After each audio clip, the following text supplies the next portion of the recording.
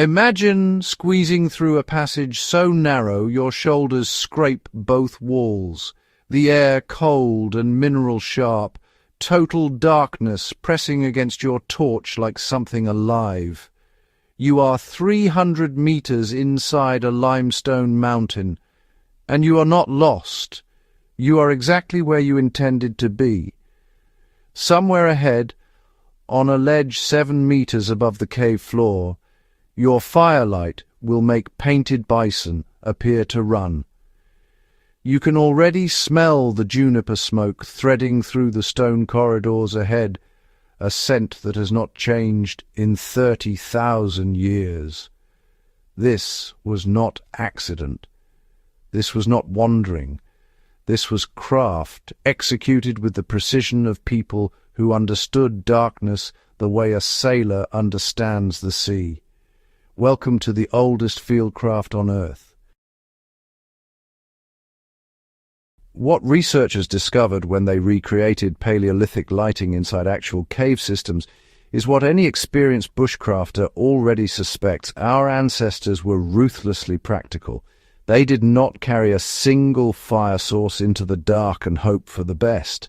They engineered a toolkit calibrated to specific tasks, specific depths, and specific challenges. Grease lamps, shallow stone vessels filled with rendered animal fat, sometimes naturally hollowed, sometimes deliberately shaped, burned steadily for hours, producing a candle-like flame perfect for close, detailed work. When you are painting the curve of a charging aurochs onto cold limestone, you need controlled, consistent light that doesn't flicker your hand into error. You need a flame that respects the work. These lamps delivered exactly that, and the fuel they burned, rendered bone marrow and animal fat, was a resource these people understood how to process with extraordinary efficiency.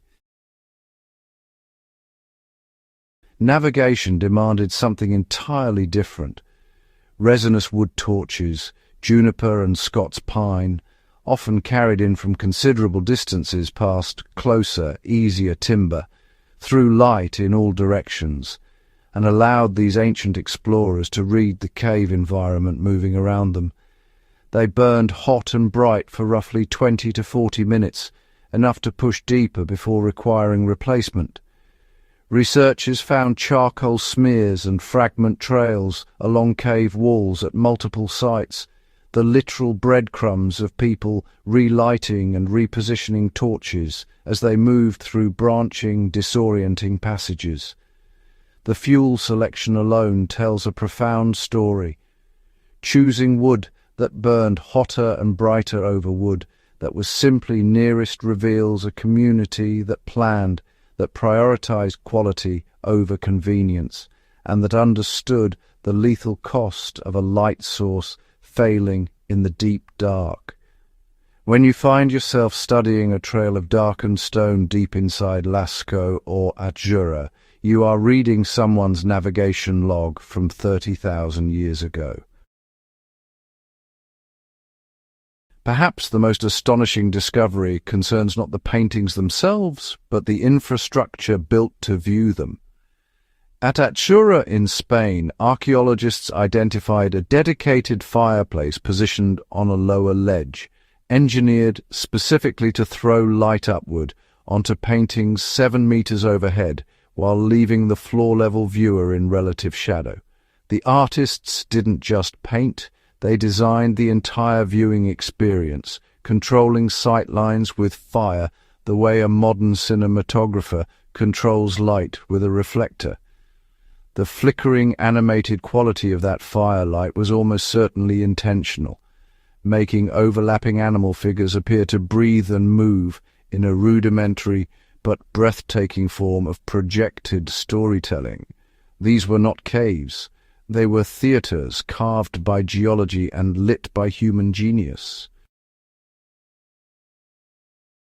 Every serious fieldcrafter knows that light management is life management.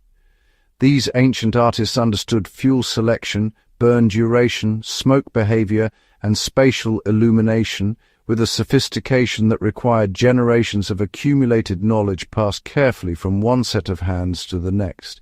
They staged supplies deep inside cave systems, the way modern cave divers rack oxygen tanks, methodically, deliberately, with total respect for the environment's unforgiving consequences.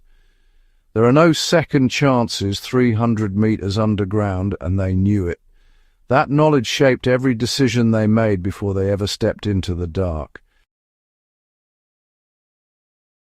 The lesson that echoes forward across 30 millennia is simply this: preparation and adaptability are timeless. The person who survives, whether navigating a Paleolithic cave system or a modern wilderness emergency, is not the strongest or the boldest.